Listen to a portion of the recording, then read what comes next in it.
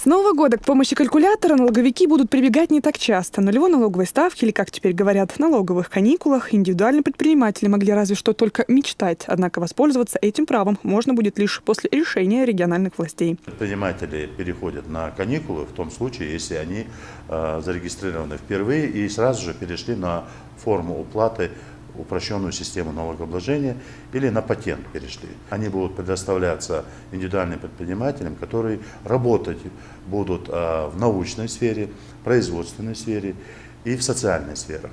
Если он будет работать в области торговли, допустим, ему такие каникулы предоставляться не будут, закон этого не предусматривает. По мнению экспертов, налоговые каникулы позволят снизить и ставку страховых взносов для индивидуальных предпринимателей. Прогнозы оптимистичные – 16% вместо положенных 26%. А это экономия порядка 6 тысяч рублей в год. На сегодняшний день ставка страховых взносов для индивидуальных предпринимателей 26% на обязательное пенсионное страхование.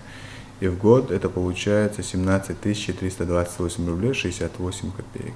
Эта цифра высчитывается по формуле. Минимальный размер оплаты труда 5554 рубля умножается на ставку страховых взносов, то есть 26%, и умножается на 12 месяцев. Законопроект, одобренный Госдумой в третьем чтении, позволит начинающим предпринимателям, как говорится, встать на ноги. Каждый сэкономленный рубль пойдет в первую очередь на поддержку собственного бизнеса. Это, конечно, большое подспорье для предпринимателей. И сегодня мы видим, проходит заседание экспертного совета, огромное количество предпринимателей, которые встали сейчас на налоговый учет и хотят заниматься своим бизнесом, у них будут большие возможности в том плане, что они от многих видов налогов будут освобождены. Налоговые каникулы по решению законодателей будут действовать в период с 2015 по 2020 годы. Таким образом, власти хотят поддержать российских предпринимателей и помочь им активно включиться в процесс импортозамещения. Левтина Бонадыкова, Муслим Типаев и Луиза Юнусова. Новости.